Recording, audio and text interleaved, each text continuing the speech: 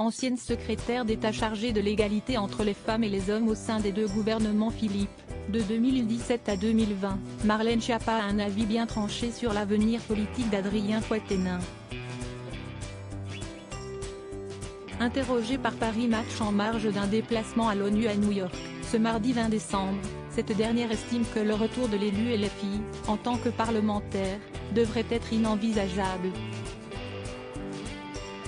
Il ose dire dans le Presse qu'il veut continuer à recevoir des femmes victimes de violences conjugales, mais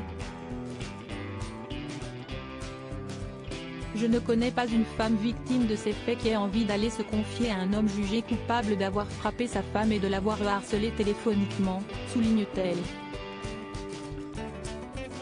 Pour rappel, Adrien Quatennens a été condamné, le 13 décembre par le tribunal judiciaire de Lille, à 4 mois de prison avec sursis et 2 000 € de dommages et intérêts pour violences conjugales sur sa compagne avec laquelle il est en instance de divorce. Désormais secrétaire d'État chargée de l'économie sociale et solidaire et de la vie associative, l'autrice féministe dénonce une approche à géométrie variable assez hypocrite de la part du parti fondé par Jean-Luc Mélenchon concernant cette affaire judiciaire. Pour eux, la présomption d'innocence ne comptait pas quand elle concernait des hommes d'autres partis. Maintenant que Quatennens est condamné en justice, il nous explique que finalement ce ne serait pas si grave de frapper sa femme, s'indigne-t-elle auprès de nos confrères.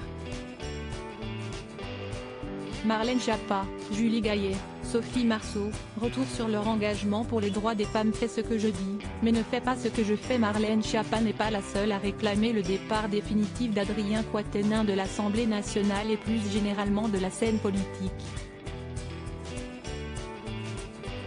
Pourquoi ne pas démissionner, ne pas se retirer? La France insoumise a fait la leçon à la terre entière, la simple mise en accusation valait démission. Vous deviez démissionner, au mépris de nos règles les plus élémentaires, celles de droit. Et là, on voit que chez eux, il n'y a pas de problème. Si Esti fait ce que je dis, mais ne fait pas ce que je fais, c'est également offusqué. Jordan Bardella sur le plateau de Quelle époque?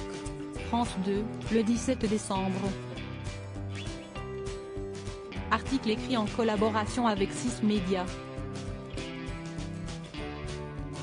Crédit photo, Jonathan Reboa. Panoramique.